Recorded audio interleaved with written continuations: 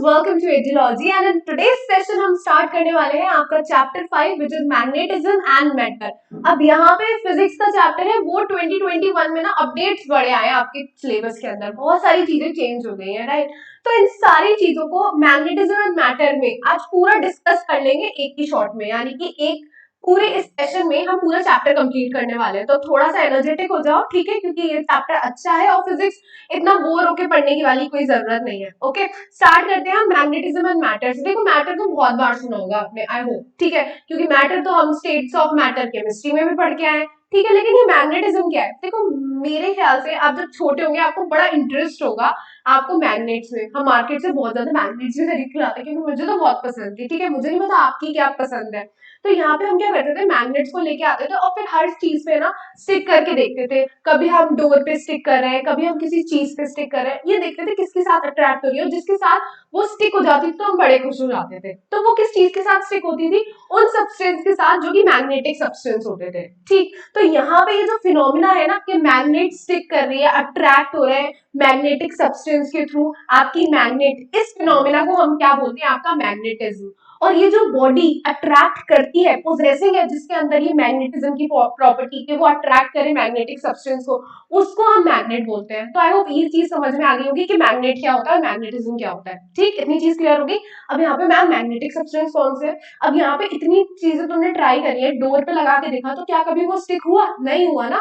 तो डोर तो मैग्नेटिक, मतलब वुड तो मैग्नेटिक सब्सटेंस है ही नहीं, ओके। प्लास्टिक के भी होते हैं तो वहां पे तो डोर प्लास्टिक का होगा, तो मतलब प्लास्टिक तो मैग्नेटिक सब्सटेंस है ही नहीं। तो कौन कौन से मैग्नेटिक सब्सटेंस है? आयरन, कोबाल्ट, निकल, ये कुछ ऐसे मैग्नेटिक सब्सटेंस है जिसमें आपको मैग्नेटिज्म की प्रॉपर्टी देखने के लिए मिलती है, ओके। और जो बॉडी जो है, जो पोसेस करती है प्रॉपर्टी ऑफ मैग्नेटिज्म, उसे हम बोलते हैं मैग्नेट।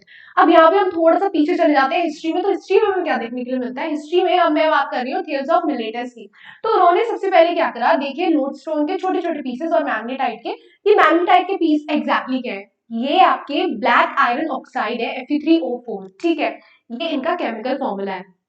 उन्होंने ये देखा अपनी ऑब्जर्वेशन में कि ये जो मैग्नेटाइट के पीसेस है ना, ये बड़ा अट्रैक्ट कर रहे हैं छोटे छोटे आयरन के पीसेस को। तो उन्होंने बोला यार ये तो बड़ी अच्छी इंटरेस्टिंग बात है, ये तो हमें पहली बार पता चला है कि ये अट्रैक्ट कर रहे हैं। तो आखिर क्यों अट्रैक्ट कर रहे हैं? तब जाके उन्होंने और सोचा और ऑब्जर्वेशन करी, ये बहुत सारी चीजें इस पे चली। लेकिन सबसे पहले नाम बहुत इंपॉर्टेंट है क्योंकि सबसे पहले इन्होंने करा था which is Thales of Miletus, right. अब यहाँ पे ये जो मैग्नेटाइट है, लोडस्टोन है ना, ये आपके नेचुरल मैग्नेट है। कैसे? नेचुरल मैग्नेट, हमने नहीं बनाया, नेचर में पहले से ही प्रेजेंट है, नेचुरल मैग्नेट है।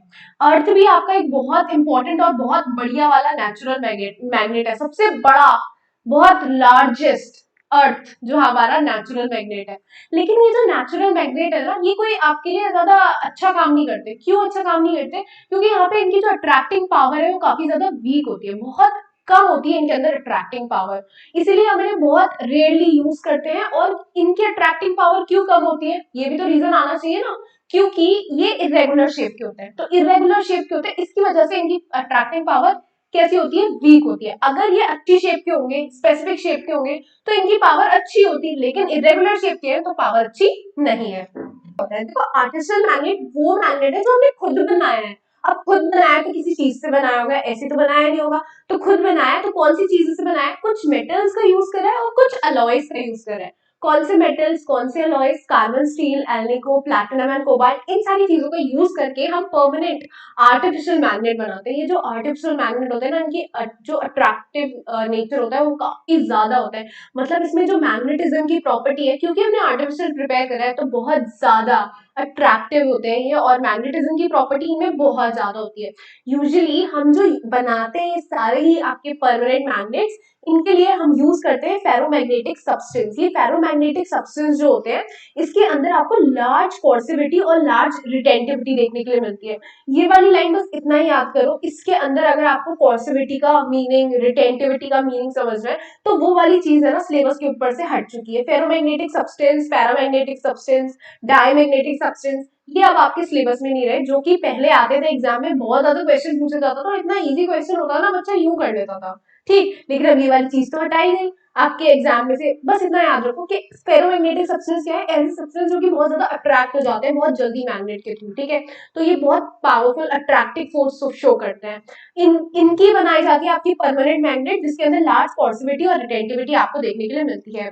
अब यहाँ पे आगे चलते हैं मैग्नेटिक और नॉन मैग्नेटिक सब्सटेंस। अब इसमें मुझे पढ़ाने की तो वैसे कोई जरूरत नहीं है, हम खुद बहुत अच्छी तरीके से डिफरेंशिएट कर सकते हो आप लोग कि मैग्नेटिक और नॉन मैग्नेटिक मटेरियल क्या क्या होते हैं। जैसे कि अगर मैं बात करूं स्टील, आयरन, कोबाल्ट, निकल की, तो ये सारी चीजें मैग्नेट से अट्रैक्ट होती है, तो ऑब्वियसली क्या कहेंगे हम, मैग्नेटिक सब्सटेंस। और जो चीजें अट्रैक्ट नहीं होती है, जैसे कि आपका वुड हो गया, जैसे मैंने आपको बताया डोर पे हम स्टिक करके देखते थे कि हाँ ये मैग्नेट स्टिक हो रही है या नहीं, ठीक है। ग्लास पे, स्टेनलेस स्टील पे, एल्यूमिनियम पे, कॉपर पे, इन सारी चीजों पे स्टिक नहीं होती, मतलब यहाँ पे अट्रैक्शन फोर्स है ही नहीं मैग्नेट के थ्रू।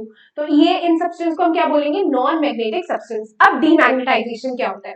डीमैग्नेटाइजेशन एक ऐसी प्रॉपर्टी है जिसमें जो आपका मैग्नेट होता है वो लॉस कर देता है अपनी पावर ऑफ अट्रैक्शन। मतलब जो उसके अंदर मैग्नेटिज्म की प्रॉपर्टी थी ना, वो चली गई। अब कोई भी वो अट्रैक्ट नहीं करेगा किसी भी चीज को अपनी तरफ, ठीक है। जो मैग्नेटिक सब्सटेंस है उसे अपनी तरफ अट्रैक्ट नहीं करेगा, वो वाली प्रॉपर्टी को लॉस कर चुका है। अब यहाँ पे तीन चीजें जो आपको अच्छी तरीके से पता होनी चाहिए, किन तीन वजह से आपका डीमैग्नेटाइजेशन होता है, यानी कि लॉस कर देता है वो पावर ऑफ अट्रैक्शन। डीमैग्नेटाइजेशन अच्छी तरीके से समझो, मैग्नेटाइजेशन मतलब उसकी जो प्रॉपर्टी थी मैग्नेटाइजेशन की, डीमैग्नेटाइजेशन मतलब हट गया यहाँ से, ठीक है। डीमैग्नेटाइजेशन, लॉस हो गई उसकी पावर ऑफ अट्रैक्शन, तो उसे क्या बोलेंगे हम, डीमैग्नेटाइजेशन। अब ये तीन वजह से हो सकती है, या तो आपने उसे बहुत जबरदस्त हीट करा है, तो बहुत जबरदस्त उसने आपने हीट करा है उसे, तो उसके अंदर डीमैग्नेटाइजेशन आपको देखने के लिए मिलेगा। या तो आपने उसे हैमर से बीट करा है, तब आपको डीमैग्नेटाइजेशन देखने के लिए मिलेगा। या फिर आपने क्या करा, जैसे आपने, आपके पास ये मैग्नेट थी, ठीक है, आपने इसके ऊपर वायर कॉइल्ड कर दिए, बहुत सारे वायर कॉइल्ड कर दिए और उसमें अल्टरनेटिंग करंट फ्लो करवा दी। अल्टरनेटिंग करंट जैसे आप फ्लो करवाएंगे तो यहाँ पे डीमैग्नेटाइजेशन आपको देखने के लिए मिलेगा, मतलब वो जो मैग्नेट है ना वो लॉस कर देगी अपनी सारी ही प्रॉपर्टी ऑफ अट्रैक्शन, ठीक। अब हम बात कर रहे हैं कूलाम्स लॉ ऑफ मैग्नेटिज्म की। ये जो कूलाम्स लॉ ऑफ मैग्नेटिज्म है, इसमें क्या देखने के लिए मिलता है आपको, आपके पास दो मैग्नेट है, एक का पोल स्ट्रेंथ है m1, दूसरे का पोल स्ट्रेंथ है m2। ये दोनों एक सेपरेट डिस्टेंस पे रखी गई है, एक फाइनाइट डिस्टेंस पे, जिसे मैंने r लेट कर लिया है। तो r क्या है, इन दोनों के बीच की डिस्टेंस, ठीक है। m1 जो है वो एक की पोल स्ट्रेंथ है, और जो आपका m2 है वो दूसरे की पोल स्ट्रेंथ है, दूसरे मैग्नेट की, और ये एक r डिस्टेंस पे रखी गई है। अब यहाँ पे हमें क्या देखने के लिए मिलता है कि नॉर्थ पोल और साउथ पोल कैसे है, ऑपोजिट पोल। तो ऑपोजिट चीजें हमेशा अट्रैक्ट करती है, क्या करती है, अट्रैक्शन आपको देखने के लिए मिलता है, ओके, अट्रैक्शन आपको देखने के लिए मिलता है। और जो भी आपकी लाइक सिमिलर चीज होती है, जैसे कि एन एन, नॉर्थ पोल या फिर साउथ पोल, तो इसमें आपको क्या देखने के लिए मिलेगा, रिपल्शन, ओके, रिपल्सिव नेचर देखने के लिए मिलेगा, रिपल्शन आपको इसमें देखने के लिए मिलेगा यहाँ पे। और अट्रैक्शन का देखने के लिए मिलेगा अपोजिट चार्जेस में, ओके। सो यहाँ पे जो फोर्स ऑफ अट्रैक्शन है या फिर repulsion between the two poles, ये डिपेंड करता है पोल्स कौन से हैं, is directly proportional to the product of their pole strength, okay. तो m1 एक की हो गई, m2 दूसरे की हो गई, दोनों के प्रोडक्ट के डायरेक्टली प्रोपोर्शनल होगी फोर्स ऑफ अट्रैक्शन और force of repulsion between the two poles, ठीक। या और आपका जो फोर्स ऑफ अट्रैक्शन और फोर्स और रिपल्शन जिसे हम कह रहे हैं, वो डायरेक्टली प्रोपोर्शनल होगी 1/r² के। r² क्या है, distance between the two poles. आप इसे ऐसे बोल सकते हो, f is directly proportional to 1/r², या फिर आप ऐसे बोल सकते हो f is inversely proportional to r²। मैंने 1/r² डायरेक्टली प्रोपोर्शनल के साथ यूज करा है, ये वाली चीज अच्छी तरीके से समझ लेना। कंपटीशन में ना, अगर आप जाओगे कंपटीशन की तैयारी कर रहे हो ना, तो ये वाली चीज पे क्वेश्चन बहुत बार बन के आया है कंपटीशन में, ओके। अगर बच्चे कंसेप्ट क्लियर है तो और आराम से कर देता है आंसर, ठीक है। यहाँ पे हमें ये चीज देखने के लिए मिलती है। अब यहाँ पे दोनों चीजों को मिला दो, ये दोनों चीजें मैंने लिखी है, दोनों को मिला दो तो यही आ जाएगा, ठीक है, m1/m2/r²। अब जब भी हम एक प्रोपोर्शनल टर्म हटाते हैं तो हम क्या लगाते हैं, कांस्टेंट टर्म, तो ये कांस्टेंट टर्म आ जाता है विच इज μ0/4π m1m2/r², ठीक। ये चीज हमें देखने के लिए मिल रही है। अब ये जो कांस्टेंट टर्म है बेटा, इसमें इसकी वैल्यू क्या है, μ0/4π इज इक्वल टू 10⁻⁻⁷ इसकी वैल्यू है, और न्यूटन अपॉन एम्पियर का स्क्वायर ये इसकी यूनिट है। अब ये एक यूनिट है, ठीक है। दूसरी यूनिट भी पूछता है, तो दूसरी यूनिट हो गई आपकी हेनरी मीटर, हेनरी पर मीटर, या फिर आप क्या लिख सकते हो इसे, हेनरी मीटर इनवर्स, ठीक है। ये लिख लो या फिर ये लिख लो, दोनों लिख लो, कोई भी एक यूनिट याद कर लो। अगर मैं बोलूं तो पता है कौन सी वाली यूनिट याद करो, न्यूटन पर एम्पियर स्क्वायर। ठीक है, ये वाली ज्यादा आती है, ये वाली इसमें आपके क्वेश्चंस भी देखने के लिए मिलेंगे, तो ये वाली अच्छी तरीके से याद कर लो। आई होप इतनी चीज समझ में आ गई होगी। अभी एक चीज जो तुम्हारे दिमाग में घूम रही होगी, which is pole strength. Pole strength क्या होती है, तो अच्छे से पढ़ लेते हैं। पोल स्ट्रेंथ क्या होती है? पोल स्ट्रेंथ आपकी वो, आप ऐसे कह सकते हो, स्ट्रेंथ है। पोल है ना, पोल की ऐसी स्ट्रेंथ है जो कि वो अट्रैक्ट कर ले आपकी मैग्नेटिक सब्सटेंस को, मैग्नेटिक मटेरियल को अपनी तरफ, तो वही उसकी स्ट्रेंथ है, पोल स्ट्रेंथ। तो the strength of a magnetic pole की वो स्ट्रेंथ कि वो to attract magnetic pole, to attract magnetic material. Okay, तो दो बार आ गया, ठीक है। To attract magnetic material towards itself is known as pole strength. तो वो अपनी तरफ अट्रैक्ट कर ले मैग्नेटिक सब्सटेंस को, इसे हम क्या बोलते हैं? Pole strength. अब इसे डिनोट करते हैं हम स्मॉल एम से, ठीक है, स्मॉल एम यूज कर लो। तो यहाँ पे small M is equals to F upon B. F क्या है आपका? फोर्स ऑफ अट्रैक्शन और फोर्स ऑफ रिपल्शन, ठीक है, और बी है आपका मैग्नेटिक फील्ड। तो यहाँ पे देखो फोर्स की आपकी यूनिट क्या होती है? न्यूटन, ठीक है, न्यूटन ही होती है ना, ठीक, अपॉन में आपका मैग्नेटिक फील्ड की यूनिट क्या होती है? टेस्ला, ठीक। तो न्यूटन पर टेस्ला आ गया, ठीक है। एक तो ये याद कर सकते हो यूनिट, ठीक है, इसकी यूनिट कंपटीशन में आई है, इस वाले पे क्वेश्चन आया है, ठीक है, 2016 में। और आपका एम्पियर और मीटर, दो यूनिट आपको मैंने बता दी, न्यूटन पर टेस्ला पे क्वेश्चन आया था, अच्छा क्वेश्चन था, इजी क्वेश्चन, यूनिट पे क्वेश्चन क्या करना है। और करती है, डिपेंड करती है आपका नेचर ऑफ मटेरियल। आप जैसा इनपुट दोगे देखो वैसा आउटपुट आपको मिलेगा।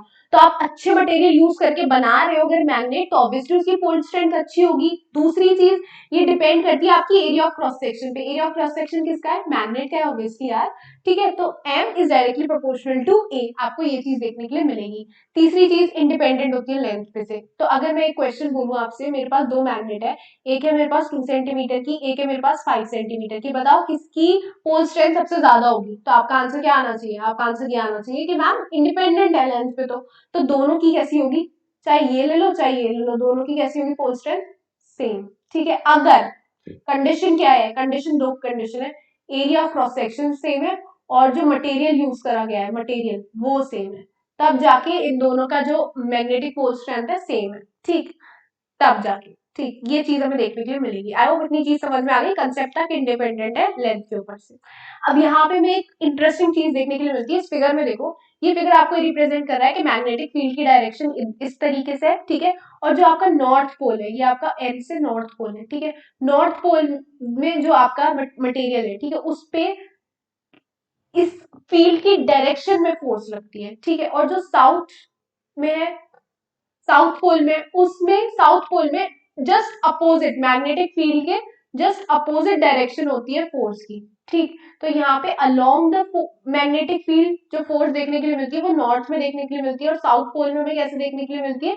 जस्ट अपोजिट, ठीक है। तो ये चीज हमें देखने के लिए मिलती है। तो यहाँ पे जो लाइन लिखी है, the north pole experience a force in the direction of magnetic field while the south pole experience force opposite to field, ये चीज समझ में आ गई आई होप बहुत अच्छी तरीके से। Now move on to the magnetic dipole. ये मैग्नेटिक डाइपोल क्या होता है? देखो मैग्नेटिक डाइपोल आपको देखने के लिए मिलता है कैसी अरेंजमेंट, जिसमें कि आपका एक मैग्नेट पे दो पोल्स दिखाई देंगे, दो पोल स्ट्रेंथ जिनकी बिल्कुल एग्जैक्टली सेम है, मैग्नीट्यूड, ठीक है, साइन अपोजिट होगा। साइन अपोजिट क्यों है? देखो एक नॉर्थ पोल होता है, एक साउथ पोल होता है मैग्नेट के अंदर, ठीक। साउथ पोल के जस्ट अपोजिट लगती है, मैग्नेटिक फील्ड के जस्ट अपोजिट देखने के लिए मिलती है आपको जो आपकी डायरेक्शन है फोर्स की, ठीक। तो इसलिए यहाँ पे नेगेटिव शो हो रहा है और यहाँ पे पॉजिटिव शो हो रहा है नॉर्थ के साथ। समझ में आ गया पॉजिटिव और नेगेटिव साइन क्यों है? अब लेकिन इनके मैग्नीट्यूड बिल्कुल सेम है।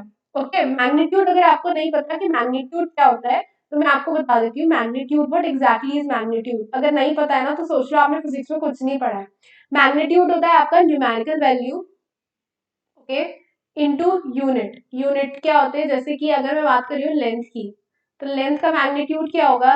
जैसे कि 2 सेंटीमीटर, 2 तो इसकी न्यूमेरिकल वैल्यू हो गई और यूनिट क्या हो गई? सेंटीमीटर। तो ये तो स्टार्टिंग वाली चीज है, अगर पता है तो बहुत अच्छी बात है, नहीं पता तो आज पढ़ लो, आज पढ़ने के लिए मिल रहा है, राइट।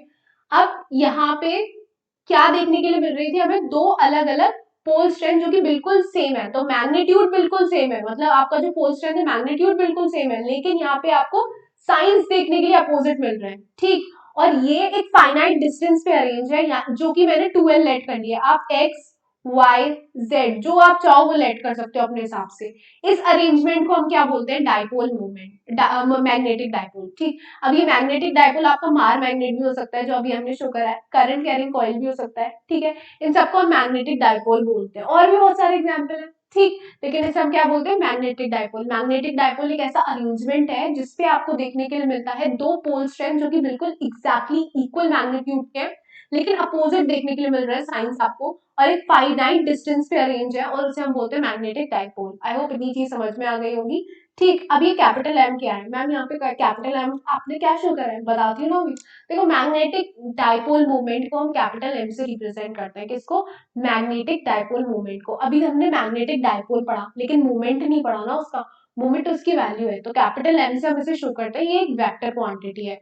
तो ध्यान रखना क्या है, वेक्टर क्वांटिटी। अब यहाँ पे एग्जैक्टली इसकी वैल्यू क्या होती है, इसकी वैल्यू क्या है, प्रोडक्ट है किसी भी पोल स्ट्रेंथ का, कोई सी भी आप पोल स्ट्रेंथ ले सकते हो, क्योंकि मैग्नीट्यूड इक्वल है ना, प्रोडक्ट करने वाले हैं, तो मैग्नीट्यूड बिल्कुल इक्वल है दोनों का, तो आप कोई सी भी पोल स्ट्रेंथ ले सकते हो, उसका उसका प्रोडक्ट किसके साथ, मैग्नेट, जो आप मैग्नेटिक लेंथ है, यानी कि दोनों पोल्स के बीच की जो डिस्टेंस है उसके साथ करते हैं, तो आपका मैग्नेटिक डाइपोल मोमेंट निकल के आ जाता है। तो capital M is equal to small M, ये आपका मैग्नेटिक पोल स्ट्रेंथ है। ठीक, इनटू का मैग्नेटिक लेंथ, मैग्नेटिक लेंथ मतलब दोनों के बीच की डिस्टेंस, तो 2l थी मैग्नेट में, ठीक, याद है।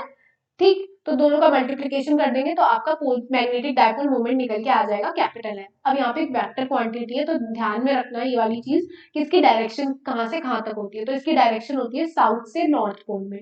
ठीक है, तो अगर इस वाली मैग्नेट में मैं शो कर देती हूँ, तो इसकी डायरेक्शन कैसी होगी, इधर। ठीक है, साउथ से नॉर्थ की तरफ इसकी डायरेक्शन हमें देखने के लिए मिलेगी मैग्नेटिक डाइपोल मोमेंट की। जो यूनिट रहती है, यूनिट भी तो आनी चाहिए, it is ampere into metre square. ठीक है, फिर आप जूल और टेस्ला ले लो, जूल पर टेस्ला, ये दो आप यूनिट है, कोई सी भी आप चाहो याद कर लो, फर्स्ट वाली याद कर लो तो ज्यादा बेटर है। ठीक, अब यहाँ पे हम क्या करें, दो केस पढ़ने वाले हैं, तो जल्दी से देखते हैं। देखो, फर्स्ट केस आपका क्या है, फर्स्ट केस में मैंने क्या करा है, मैग्नेट ली है। ठीक है, ये मैग्नेट है, अब मुझे बताओ उसका डाइपोल, मैग्नेटिक डाइपोल मोमेंट क्या होगा, तो हम किसे कैपिटल एम से शो करेंगे, इक्वल्स टू एम। ठीक है, इसका ये आप मान लो, सॉरी, माइनस एम। ठीक है, आपका प्लस एम, तो एम ले लिया मैंने, ठीक है, इंटू 2l, दोनों के बीच की डिस्टेंस, तो ये इसका मैग्नेटिक डाइपोल मोमेंट है। ठीक, अब बात कर रही हूं मैं कि मैंने क्या करा, यही मैग्नेट थी, मैंने इसे लॉन्गिट्यूडनली कट कर दिया, मतलब अलोंग द लेंथ। कैसे कट करा, longitudinally. Okay, along the length मैंने इसे कट कर दिया, तो यहाँ पे क्या हुआ, इसकी यहाँ पे आपका माइनस एम था, यहाँ पे आपका प्लस एम था, तो ये एरिया ऑफ क्रॉस सेक्शन इसका कट हुआ। ठीक है, ये जो इसका एरिया ऑफ क्रॉस सेक्शन था, ये इसका कट हुआ। ठीक है, लेंथ तो अभी भी, जो दोनों के बीच की डिस्टेंस है वो कितनी है आपकी, 2l। ठीक है, जो आपको देखने के लिए मिल रही है, अभी भी दोनों पोल्स के बीच की डिस्टेंस 2l ही है। हाउएवर जो एरिया ऑफ क्रॉस सेक्शन है वो कैसा हो गया, a/2, जस्ट हाफ हो गया। अभी हमने पढ़ा था कि मैग्नेटिक, जो आपका मैग्नेटिक स्ट्रेंथ होती है, पोल स्ट्रेंथ, वो डायरेक्टली प्रोपोर्शनल होती है एरिया की। तो अगर एरिया हाफ हुआ है तो मैग्नेटिक जो पोल स्ट्रेंथ है वो भी हाफ हुई होगी, है ना। तो यहाँ पे जो m की वैल्यू है वो कितनी हो जाएगी, m/2 दोनों के लिए। ठीक है, ये चीज समझ में आ गई।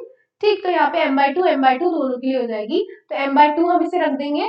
ठीक, जो न्यू मैग्नेटिक डाइपोल मोमेंट लगा रहे हैं तो m डैश लिखेंगे बच्चा, m नहीं लिखेंगे। ठीक, तो m डैश लगाएंगे इज इक्वल्स टू m/2। ठीक है, इनटू का जो डिस्टेंस है वो अभी भी एग्जैक्टली सेम है, it is equals to 2l, 2 से 2 कैंसिल हो जाएगा, इट इज ml, और ये कितना हो जाएगा, m/2, जो पुरानी वाली है उसकी जस्ट हाफ आपको न्यू वाली देखने के लिए मिलेगी।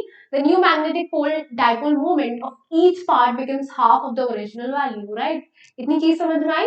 Move on to the next part which is a second, जो आपका केस है। सेकंड केस में हम क्या कर रहे हैं, मैग्नेट तो वही है, ठीक है, तो मैग्नेटिक डाइपोल मोमेंट पहले ही जैसे होगा, capital M is equals to m into 2l।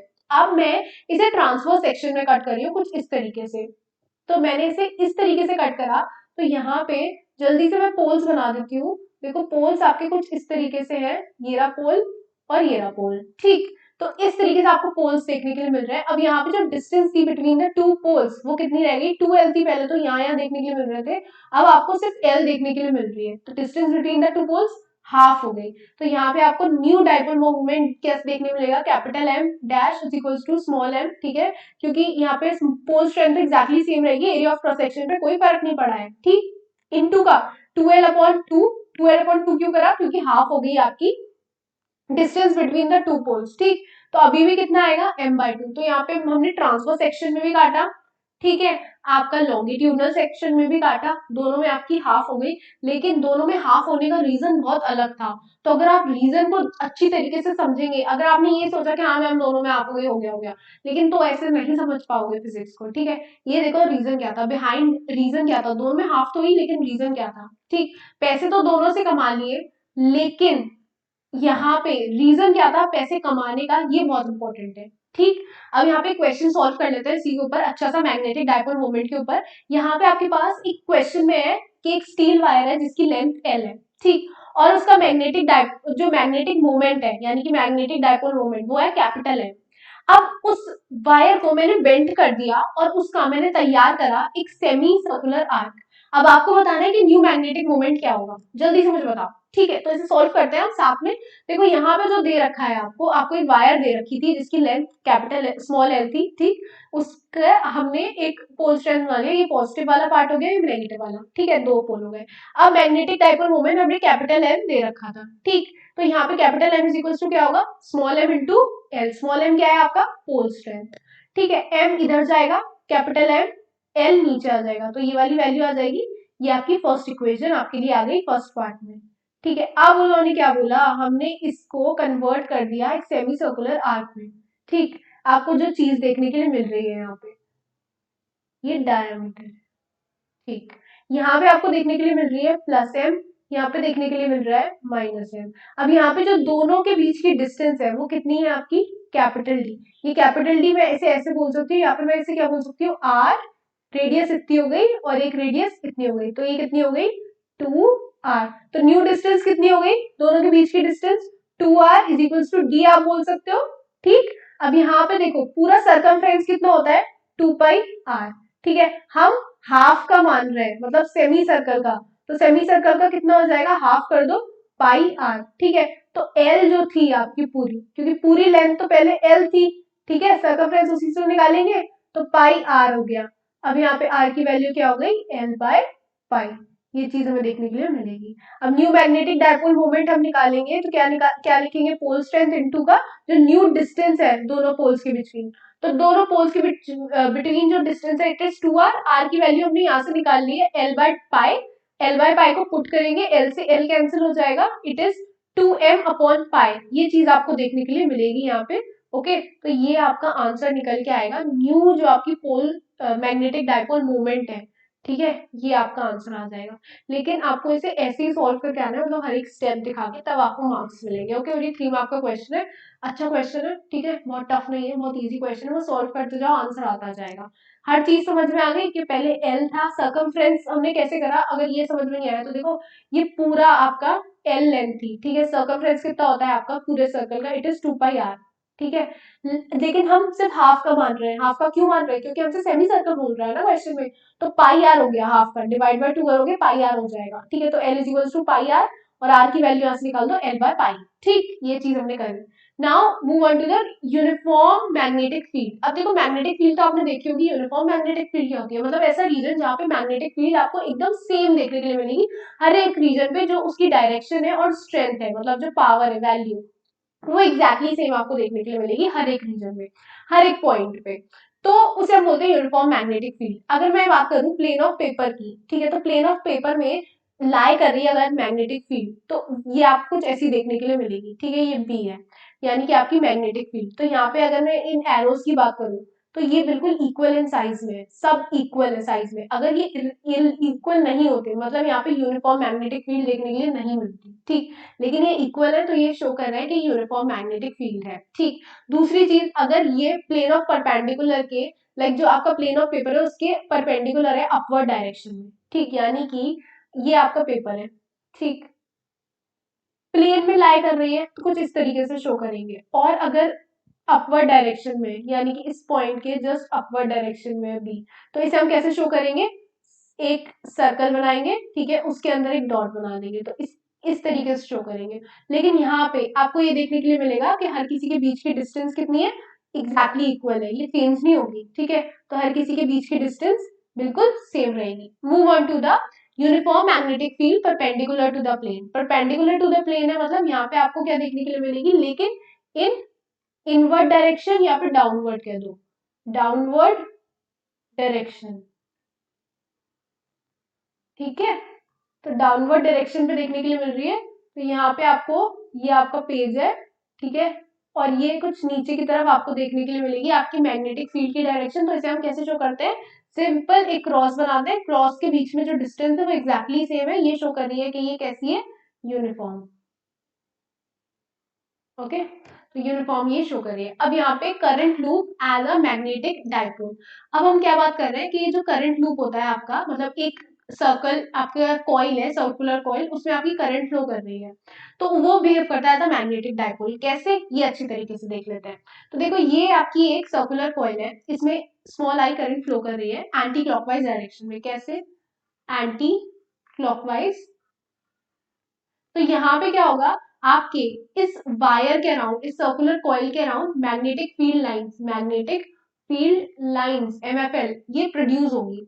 और ये प्रोड्यूस कैसे होंगी, यहाँ पे आपके एंड्स पे तो एकदम सर्कुलर होगी, ठीक है, और सेंटर की तरफ जाते जाते, कुछ इस तरफ जाते जाते ये कैसी होती जाएंगी, स्ट्रेट होती जाएंगी, ठीक। यहाँ से बेस की तरफ से, जो इसका लोअर फेस है, लोअर फेस कह लो या फिर बेस कह लो, बेस की तरफ से जो आपकी मैग्नेटिक फील्ड लाइंस है वो एंटर कर रही है। तो जहां से मैग्नेटिक फील्ड लाइन एंटर करती है उसे हम मेंशन करते हैं साउथ पोल, ठीक। और जहां से लीव करती है उसे हम मेंशन करते हैं नॉर्थ पोल, ठीक। तो जो अपर वाला फेस है आपका, आप अपर फेस कह सकते हो, ठीक है, अपर फेस जो है वहां से लीव कर रही है सारी मैग्नेटिक लाइंस, तो इसे हम क्या बोलेंगे, आपका नॉर्थ पोल। और जो नीचे वाला जहां से एंटर कर रही है उसे हम बोलेंगे साउथ पोल। तो ये दोनों के बीच में डिफरेंस देखने के लिए मिलेगा। अब यहाँ पे अगर आपको ये जो मैंने एरोज बनाए हैं ये क्या है, ये आपका मैग्नेटिक फील्ड है, ठीक है, जो आपको देखने के लिए मिलती है। तो मैग्नेटिक फील्ड की डायरेक्शन आप कैसे बताते हो, इसे बताते हो आपका थंब रूल से, राइट हैंड लो अपना, ठीक है, थंब को आप किसकी डायरेक्शन में रखो, इस करंट की डायरेक्शन में, ठीक है, और जो अपनी फिंगर्स है उन्हें वेव करो आप कुछ इस तरीके से कि राइट हैंड को आपको वेव करना है। देखो राइट हैंड आप ऊपर ही वेव कर पाओगे, नीचे डाउनवर्ड डायरेक्शन में वेव नहीं कर पाओगे। करंट की डायरेक्शन में थंब होना चाहिए और फिंगर वेव करनी चाहिए, मतलब कर जहां पे भी आप कर सकते हो। अगर आप डाउनवर्ड डायरेक्शन में आप कर सकते हो पूरा अच्छी तरीके से तो करके दिखाओ, ठीक है, नहीं कर पाओगे क्योंकि वो सर्कुलर अगर होगी आपकी, क्लॉकवाइज डायरेक्शन होगी तब आप कर पाओगे। एंटी क्लॉकवाइज डायरेक्शन में आपको सिर्फ ऊपर ही करने को मिलेगा कर, ठीक। यहाँ पे अगर इस वाले यहाँ वाले पार्ट पे करके देखोगे, ठीक है, तो कुछ इस तरीके से ही आपके फिंगर कर्व होगी अपवर्ड डायरेक्शन में, ठीक है, और यही डायरेक्शन किसकी, आपकी बी, यानी कि आपके मैग्नेटिक फील्ड लाइंस की, ठीक है, ये चीज हमें देखने के लिए मिल रही है यहाँ पे। तो नॉर्थ और साउथ पोल यहाँ पे हमने ये शो कर दिया। अब इसे एक बार एक चीज थ्योरी जो है इसका थ्योरी वाला पार्ट हम पढ़ लेते हैं। Okay, the magnetic field lines due to the each elementary portion, हर एक एलिमेंट्री पोर्शन, छोटा छोटा पोर्शन, वहां पे क्या होगा, सर्कुलर कॉइल के अंदर आपका जनरेट होगी magnetic field line. The magnetic field lines of force seems to enter at the lower face of coil and leaves at the upper face. The lower face through which lines of force enter behaves as south pole, and the upper face through which field lines leave at upper face, a planar loop of any shape behaves as a magnetic dipole. किसी भी shape का magnetic, किसी भी shape का planar loop behave करता है as a magnetic dipole.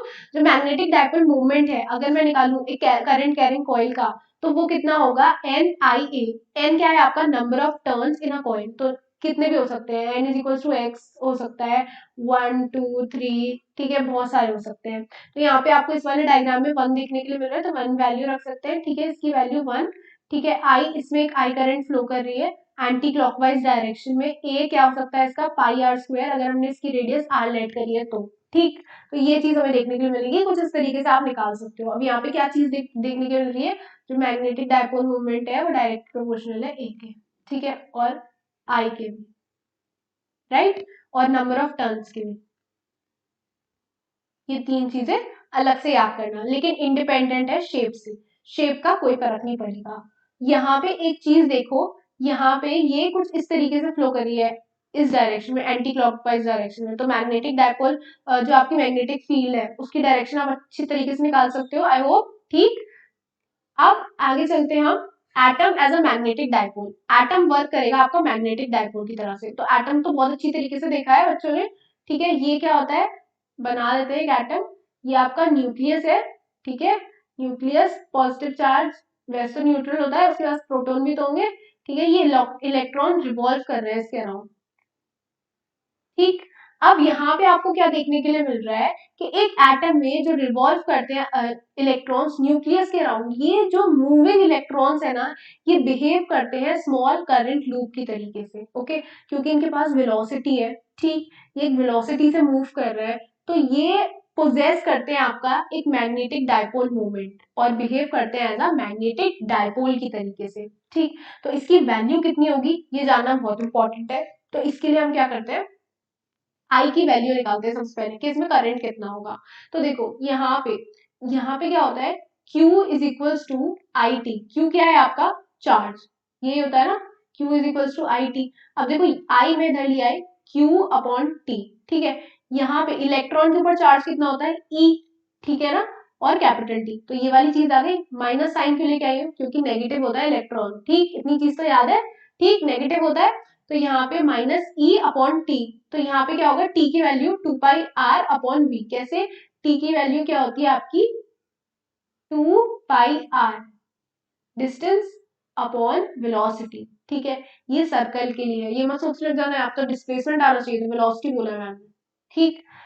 ये चीज हमें देखने के लिए मिलेगी। यहाँ पे वैल्यू पुट करोगे आंसर आ जाएगा आपका आई का, ठीक है। मतलब आई की वैल्यू आपके लिए निकल के आ जाएगी। अब आई की वैल्यू निकल के आ गई, नेगेटिव साइन क्या शो कर रहा है कि डायरेक्शन ऑफ करंट वो अपोजिट है direction of motion of electron के, ठीक। तो यहाँ पे हाँ ये चीज ध्यान में रखो, जो मोशन है, करंट की मोशन अलग होती है और इलेक्ट्रॉन की मोशन अलग होती है। ये हम कहाँ पढ़ते हैं आपका इलेक्ट्रोस्टैटिक्स में।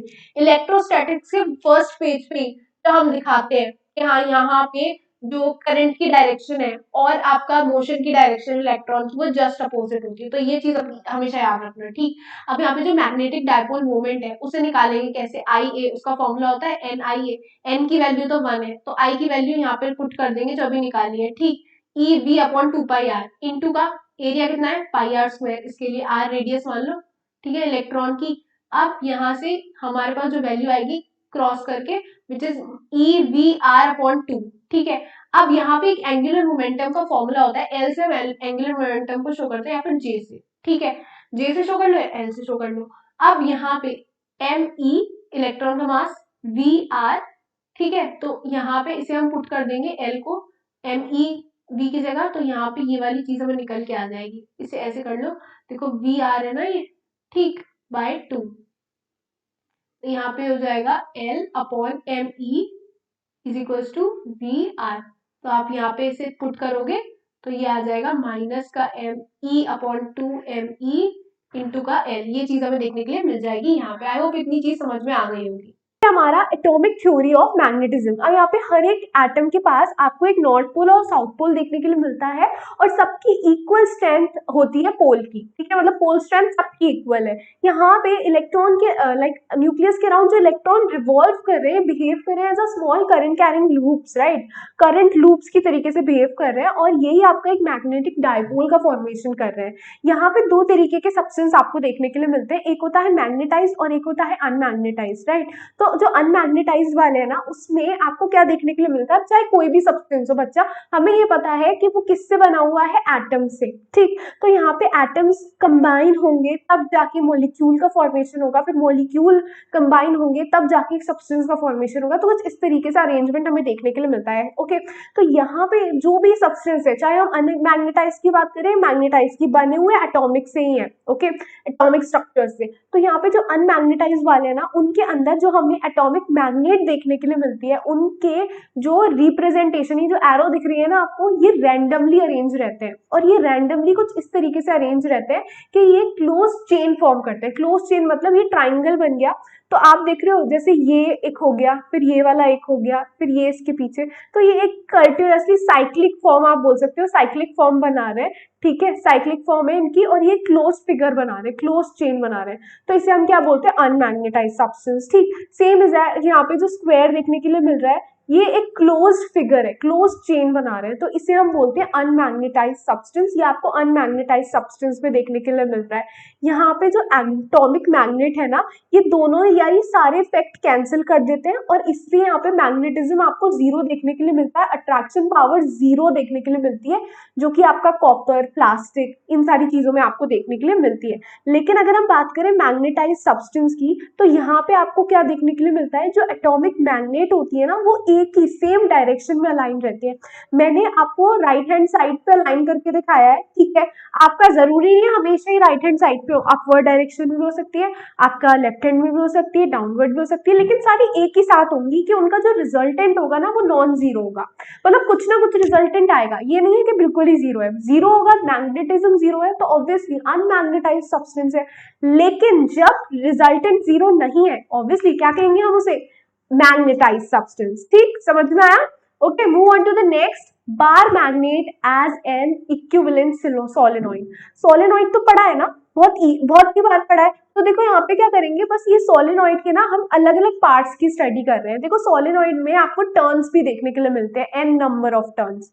ठीक, यहाँ पे ये जो n नंबर ऑफ टर्न्स है ना, ये बिहेव कर रहे हैं आपका एक स्मॉल मैग्नेटिक डाइपोल की तरीके से। जैसे यहाँ पे इसमें 4 टर्न्स आपको देखने के लिए मिल रहे हैं, 1 2 3 4, ठीक है। तो यहाँ पे आपको 4 स्मॉल मैग्नेटिक डाइपोल्स देखने के लिए मिलेंगे, 1 2 3 4, और इन सबको मिला के क्या बनेगा, एक बड़ा वाली अरेंजमेंट। ठीक, यहाँ पे आपको सबका मैग्नेटिक मोमेंट कितना देखने के लिए मिलेगा, IA।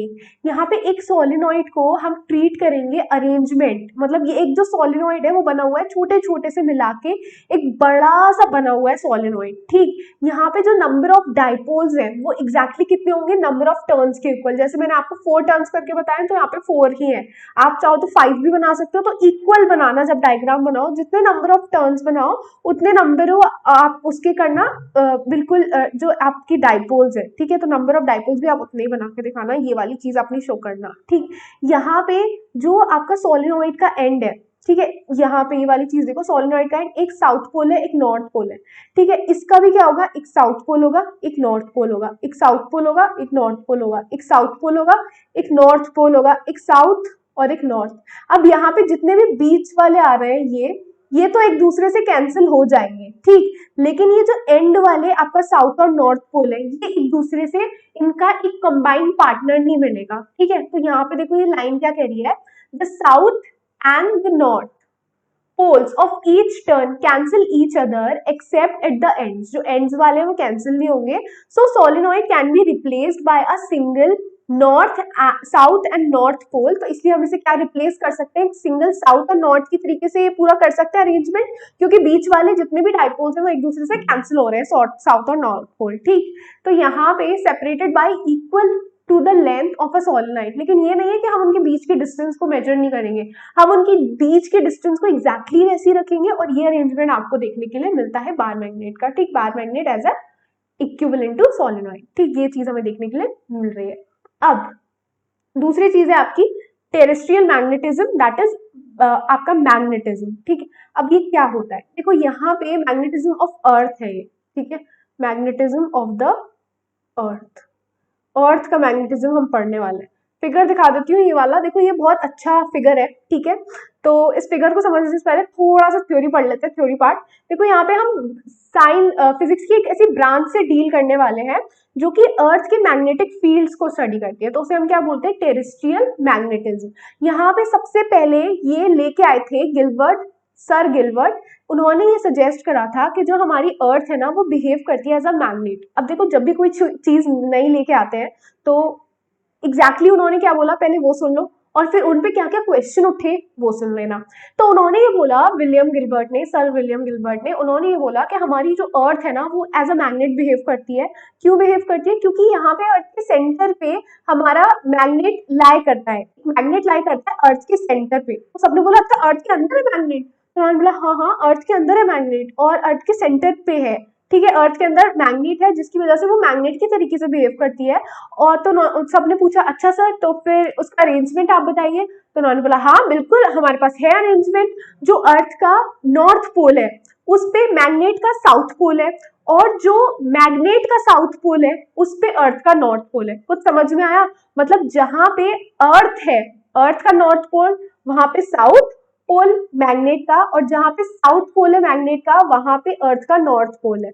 मतलब जस्ट अपोजिट, जहां पे साउथ वहां पे नॉर्थ, और जहां पे नॉर्थ वहां पे साउथ मैग्नेट का। ये चीजें अरेंजमेंट देखने की मिलती है, जस्ट अपोजिट अरेंज्ड है मैग्नेट अर्थ के इनसाइड। उन्होंने ये बोला, उनके अकॉर्डिंग ये फिगर आया। देखो यहाँ पे आपका अर्थ का नॉर्थ पोल है, ठीक है, लेकिन साउथ पोल किसका है? मैग्नेट का।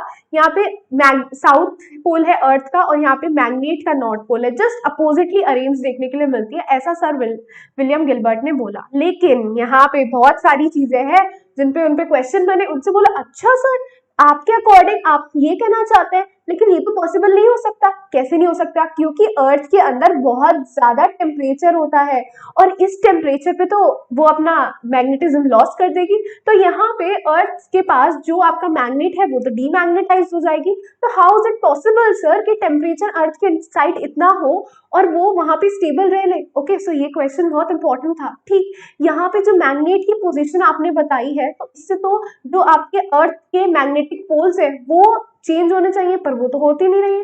ठीक है, तो ये दूसरा उनका एक क्वेश्चन जो उनके लिए हुआ कि ये ऐसा पॉसिबल नहीं हो सकता। उसके बाद तीसरा सुनो, यहाँ पे ये इंपॉर्टेंट है, अर्थ के कोर के अंदर बहुत सारे कंडक्टिंग मटेरियल्स हमें देखने के लिए मिलते हैं, जैसे कि आयरन और निकल, और वो भी कैसे? मॉल्टन स्टेट में। अब यहाँ पे इन सबके अंदर जो मॉल्टन स्टेट में आपको देखने के लिए मिल रहा है, यहाँ पे ये सेमी फ्लूइड है, ठीक है, कन्वेंशनल करंट यहाँ पे प्रोड्यूस होगी रोटेशन ऑफ अर्थ की वजह से। तो यहाँ पे जब ऐसा करंट प्रोड्यूस हो रहा है, ऐसी चीजें प्रोड्यूस हो रही है, तो क्या यहाँ पे मैग्नेट सही रह पाएगी? तो ये सारी बहुत सारे आपका लेके आए कि हाँ नहीं हो सकता, ऐसा पॉसिबल ही नहीं हो सकता। ठीक है, ये सारे क्वेश्चंस आए ठीक आपके सामने। अब यहाँ पे एक और व्यू सुन लो, डी। अनदर व्यू से that magnetism is due to the presence of ionised gases in the atmosphere. ठीक है, किसी ने क्या बोला कि यहाँ पे ना आयोनाइज्ड गैस मिलती है एटमॉस्फेयर में, इसीलिए कि मैग्नेटिज्म है। राइट, यहाँ पे जो जो आपका सन है वो आयोनाइज्ड गैसेस उस पे आती है अपर लेयर एटमॉस्फेयर पे, और जो रेडियो एक्टिविटी है एटमॉस्फेयर में कॉस्मिक रेज की, वो आयोनाइज करती है गैसेस को। ठीक है, और ये जो इलेक्ट्रिक करंट फ्लो हो रहा है due to rotation of earth, ये प्रोड्यूस कर रहे हैं मैग्नेटिज्म। तो बहुत अलग अलग अजीब अजीब सी चीजें देखने के लिए मिली, लेकिन इस पे क्वेश्चन नहीं पूछता है। ये तो आपका आयोनाइज गैस पे हो गया कि आयोनाइज गैस है, कॉस्मिक रेज आ रही है, ये सारी चीजें आपको देखने के लिए मिलेगी। लेकिन जो एग्जैक्ट रीजन है अर्थ मैग्नेटिज्म का, वो अभी तक अननोन है, अभी तक हम पता नहीं लगा पाए। लेकिन सर विलियम गिलबर्ट का याद रख लेना, हाउएवर इतना क्वेश्चन नहीं आता, पूछेगा तो उस पर पूछ लेगा सर विलियम गिलबर्ट, तो नाम याद रख लेना बहुत अच्छी तरीके से। क्या बोला था? ये बहुत ईजी है कि उन्होंने बोला जस्ट अपोजिट रहती है, आपके नॉर्थ में साउथ मिलेगा, साउथ में नॉर्थ मिलेगा मैग्नेट का। ठीक, ये वाली चीज हमें देखने के लिए मिलेगी।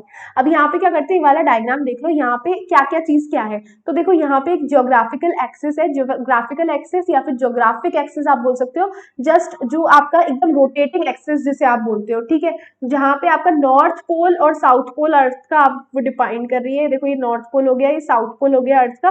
ठीक है, यहाँ से पास आउट हो रही है। अब यहाँ से जो प्लेन, एक वर्टिकल प्लेन पास आउट होता है जिसे हम बोलते हैं ज्योग्राफिकल मेरिडियन। ठीक है, ज्योग्राफिक मेरिडियन बोल सकते हो या फिर ज्योग्राफिकल मेरिडियन बोल सकते हो, ऐसा प्लेन जो कि इसके जस्ट पास आउट हो ज्योग्राफिक एक्सिस से, उसे बोलते हैं हम ज्योग्राफिक मेरिडियन। ठीक है, इसे हम आपकी ज्योग्राफिक एक्सिस को पोलर एक्सिस भी कहते हैं। ठीक है, तो यहाँ पे पोलर एक्सिस भी लिख लेना, तो पोलर एक्सिस भी कहते हैं हम इसे, या फिर हम इसे क्या बोलते हैं, ज्योग्राफिक एक्सिस। अब यहाँ पे ज्योग्राफिकल इक्वेटर क्या है? तो ज्योग्राफिकल इक्वेटर सबसे बड़ा सर्कल है जो कि आपको यहाँ पे देखने के लिए मिल रहा है। ये ज्योग्राफिक इक्वेटर, इक्वेटर की तो नॉलेज होगी ना, इतना ज्यादा समझाने की तो जरूरत नहीं है मुझे। ये क्या है? लाइक ये आपका सरफेस है अर्थ का जो कि जस्ट परपेंडिकुलर आपको देखने के लिए मिलता है पोलर एक्सिस के या फिर ज्योग्राफिक एक्सिस के, जो कि आपको देखने के लिए मिल रहा है। इसी को बस हम क्या बोलते हैं, ज्योग्राफिकल इक्वेटर। तो इतनी ज्यादा वो कुछ बात नहीं है यहाँ पे। अब यहाँ पे मैग्नेटिक एक्सिस क्या है? जो मैग्नेट के थ्रू से पास हो, क्योंकि देखो यहाँ पे पास हो रही थी ज्योग्राफिकल एक्सिस, यहाँ पे पोलर एक्सिस पोल से पास हो रही थी।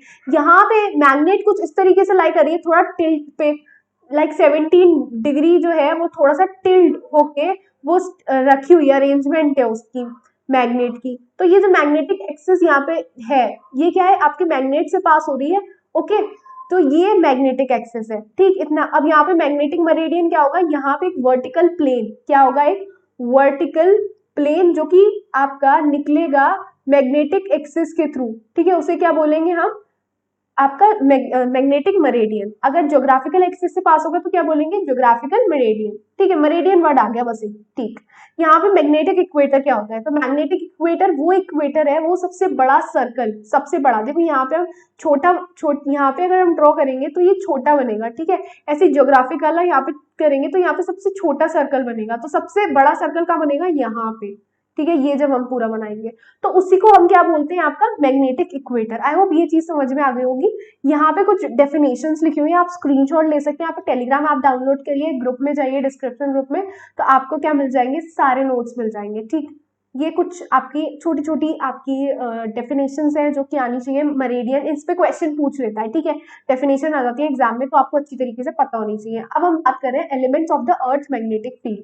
ये अर्थ मैग्नेटिक फील्ड्स के आपके एलिमेंट्स क्या है, तो देखो यहाँ पे अर्थ के ऊपर अलग अलग जगह पे आपको अलग अलग मैग्नेटिक फील्ड की क्वांटिटी देखने के लिए मिलती है, उसी को हम क्या बोलते हैं, elements of earth magnetic field. अब उसी को अच्छी तरीके से पढ़ लेते हैं। फर्स्ट है आपका angle of declination. Angle of declination क्या होता है, इसे हम फाई से रिप्रेजेंट करते हैं, ओके। अब ये क्या बता रहा है, जो एंगल है between the magnetic meridian and the geographical meridian, उसको हम क्या बोलते हैं, एंगल ऑफ डिक्लिनेशन। मतलब ये आपका ज्योग्राफिकल मेरिडियन है, ठीक है, अर्थ बना लेना, ये आपका ज्योग्राफिकल मेरिडियन हो गया, ये आपका मैग्नेटिक मेरिडियन हो गया, इनके बीच का एंगल फाई जो है उसी को बोलते हैं हम एंगल ऑफ डिक्लिनेशन। अब जहां पे ये फाई एंगल सेम रहेगा, हर जगह सेम रहेगा, मैप में हमने कहीं ड्रॉ करा तो वहां पे बिल्कुल सेम आ रहा है एंगल ऑफ डिक्लिनेशन, मतलब ये आपका ज्योग्राफिकल मेरिडियन और मैग्नेटिक मेरिडियन के बीच बनने वाला एंगल बिल्कुल सेम है, सेम एंगल ऑफ डिक्लिनेशन है, तो हम उन जगहों को क्या बोलेंगे, उन लाइंस को हम क्या बोलेंगे, आइसोगोनिक लाइंस।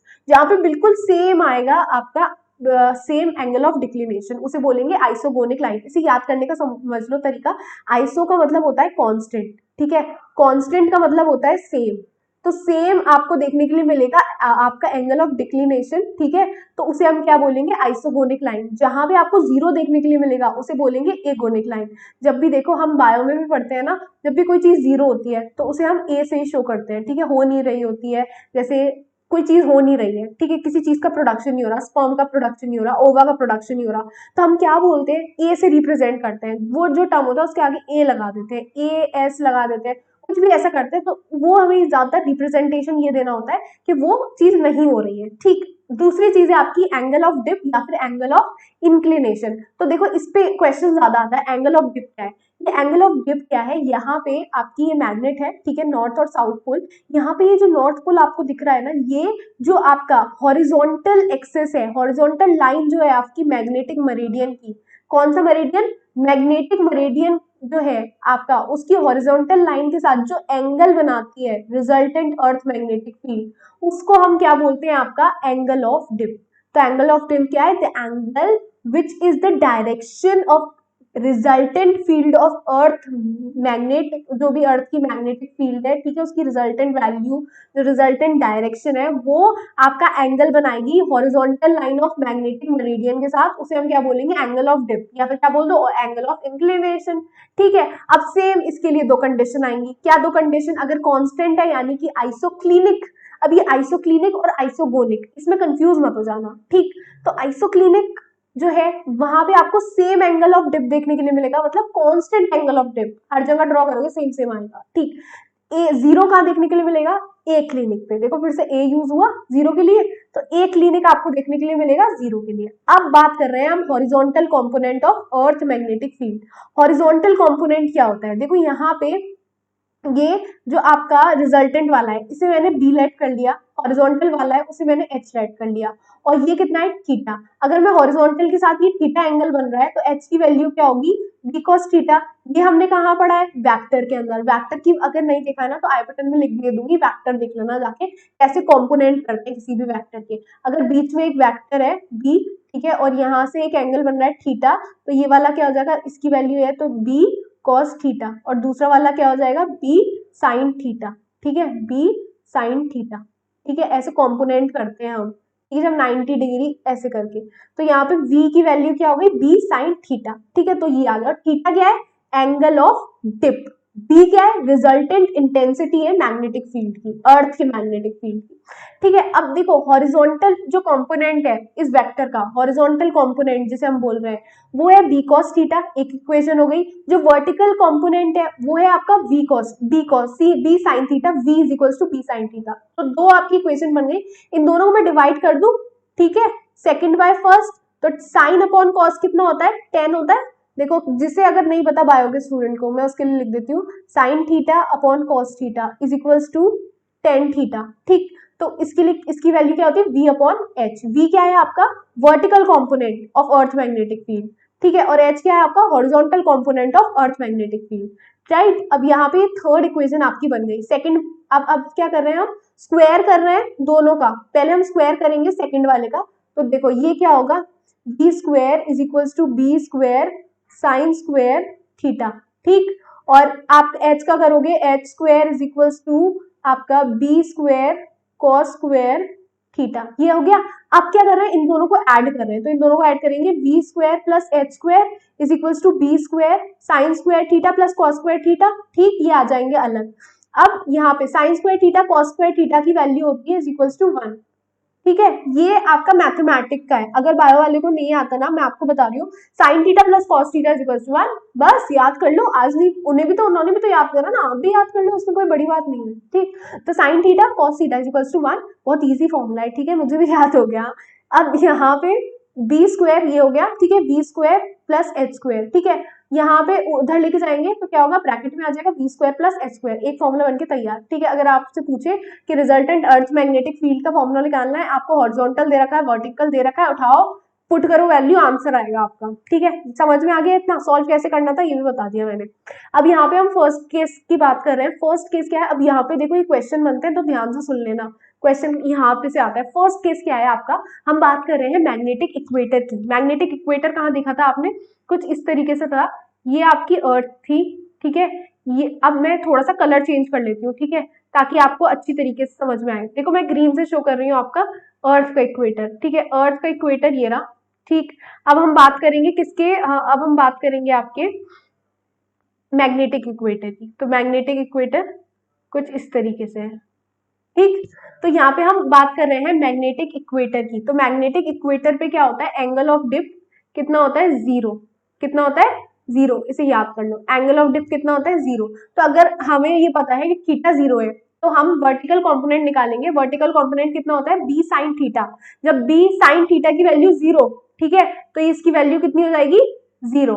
अब यहाँ पे horizontal component of earth magnetic field की बात कर रहे हैं, तो horizontal component of earth magnetic field H is equals to B cos 0 degree. B cos theta की वैल्यू 0 डिग्री रखेंगे तो इसकी वैल्यू वन आएगी H is equals to B. तो H is equals to B मतलब आपका जो हॉरिजॉन्टल कंपोनेंट है उसकी वैल्यू आई है रिजल्टेंट मैग्नेटिक फील्ड के बराबर। किसके बराबर, रिजल्टेंट मैग्नेटिक फील्ड के बराबर। मतलब यहाँ पे हॉरिजॉन्टल डायरेक्शन में आपको पूरा बी देखने के लिए मिलेगा, ना तो इसका वर्टिकल कंपोनेंट है, ठीक है, जो आपको देखने के लिए मिल रहा है। इसलिए जो हॉरिजॉन्टल डायरेक्शन में होगी आपकी अर्थ मैग्नेटिक फील्ड, किस डायरेक्शन में होगी, हॉरिजॉन्टल डायरेक्शन में। और ये कैसे, सेकंड केस है आपका एट मैग्नेटिक पोल्स। अब मैग्नेटिक पोल्स कहाँ थे आपके, कुछ यहाँ पे, ठीक है, यहाँ देखने के लिए मिल रहे थे मैग्नेटिक पोल्स। ठीक है, थोड़ा सा ज्यादा मैंने टिल्ट कर दिया है, थोड़ा सा और कर लेना। ठीक, तो मैग्नेटिक यहाँ पे जो डिप एंगल दिखता है वो कितना दिखता है आपको, 90 degree. Theta is 90 degree at magnetic poles. ठीक,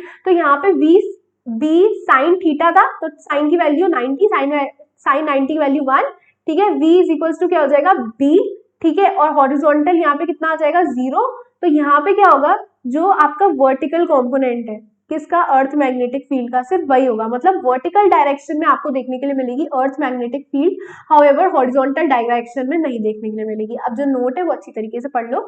यहाँ पे लिखा है नोट में कि horizontal component of earth magnetic field is present everywhere on earth except at the magnetic poles. मतलब हॉरिजॉन्टल डायरेक्शन में हॉरिजॉन्टल कंपोनेंट हर जगह प्रेजेंट है अर्थ के ऊपर, सिवाय मैग्नेटिक पोल्स पे। मैग्नेटिक पोल्स पे आपको नहीं देखने के लिए मिलता। कितना होता है, 0। ठीक, ये वाली लाइन याद कर लेना, कॉम्पिटिशन्स के लिए वाली लाइन।